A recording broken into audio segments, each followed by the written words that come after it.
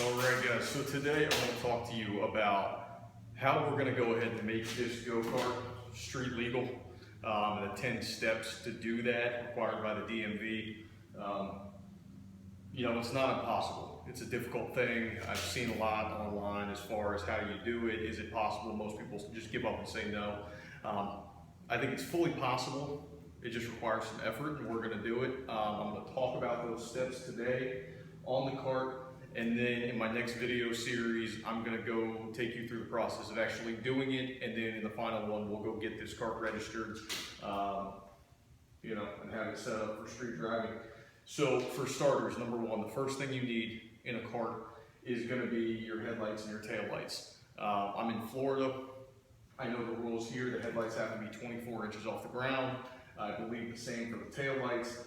I don't think it's going to be too difficult doing that. I'm going to get trailer lights from a hardware store or wherever I need to go, but I'd love to hear comments as far as what you guys think in terms of the power source, because that's going to be the biggest thing on this car is getting a power source.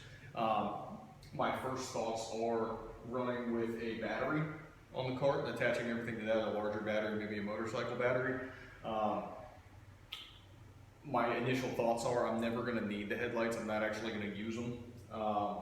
So I'm thinking I just need it there to pass the test at the DMV. But, if I can get a permanent plan where it works, that's great too.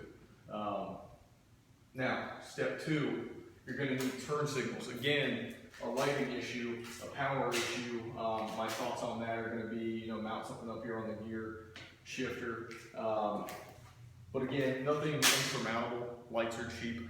So I'm not too worried about that. Now, that covers the first two steps. Step three, you need automotive level brakes from what I've read.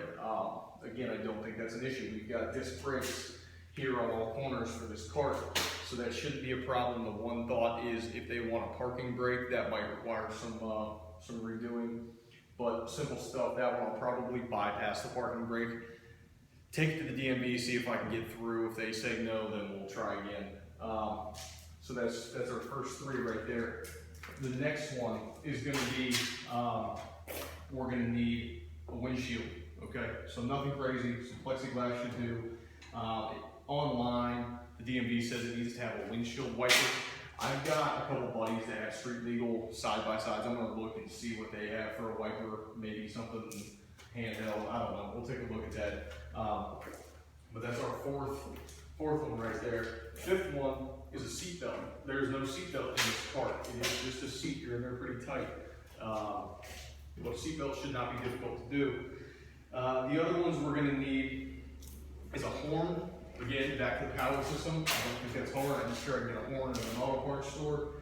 Have that wired into the same system as the other stuff. Speedometer, odometer. That, I'm thinking, taking a little cell phone, strapping it on there, put it on the micron unit, that will have a speedometer and an odometer on it with the new apps. So that, again, easy solution there. We're trying to keep this as low budget as possible just to get this thing certified and ready to go. Now, another thing we're going to need here is a license plate mount, all right, off the back. We've got a back bumper, shouldn't be hard. We are also going to need a big triangle at the back. If you ever see a tractor on the street, they've got a big triangle. This is what's considered a low speed vehicle, is how we're going to register it, which brings me to my last point. It cannot go faster than 25 miles an hour. We all know this thing is going to go faster than 25 miles an hour. My workaround with that, hopefully at the DMV they don't know what a shifter card is. I'll leave it in first gear, bang it all the way to the top first. They shouldn't know the difference. And there we go, that's our 10 steps to getting this thing street legal.